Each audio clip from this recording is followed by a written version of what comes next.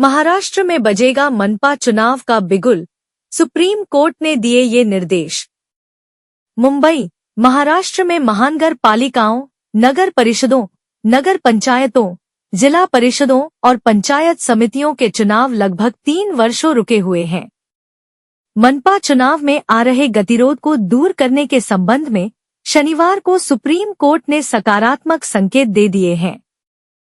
Supreme court ने उन कारणों को वर्गीकृत करने का निर्देश दिया है जिनकी वजह से चुनाव रुके हुए हैं। दूसरी तरफ महाराष्ट्र विधानसभा में सत्ता काबिज करने के बाद अब बीजेपी राज्य की सभी महानगर पालिकाओं पर भगवा लहराने को तत्पर नजर आ रही है। बीजेपी में जोर शोर से इसी संदर्भ में तैयारियां शुरू हो गई हैं।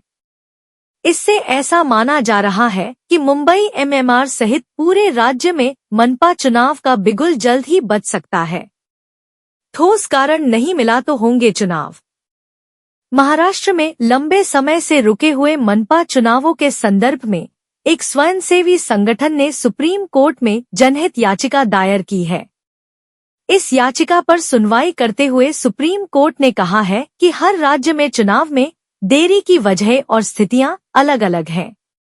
इसलिए वजहों के अलग से वर्गीकरण के दौरान कोई ठोस कारण नहीं मिलता है तो चुनाव कराने का आदेश दिया जा सकता है। कोर्ट के इस सकारात्मक संकेत के बाद विधानसभा चुनाव में 230 सीटों पर जीत हासिल करने वाली बीजेपी नीत महायुति में उत्साह की लहर दौड़ गई है।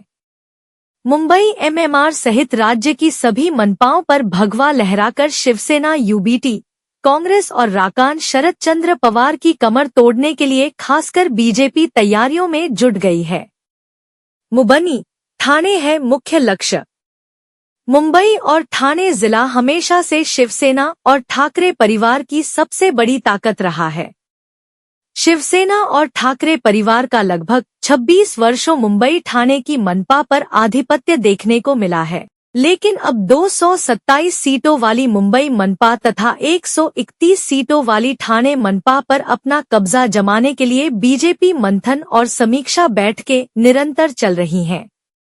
बैठकों में बीजेपी के नेता विधानसभा चुनाव की तर्ज पर रणनीति बना रहे हैं तथा बूथ प्रमुख, पन्ना प्रमुख व अन्य पदाधिकारियों का मार्गदर्शन कर रहे हैं तथा उनसे सुझाव भी ले रहे हैं।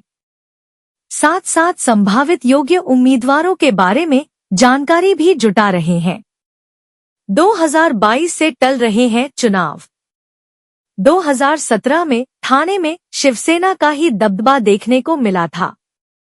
ठाणे की 131 सीटों में सी 67 पर शिवसेना को जीत मिली थी।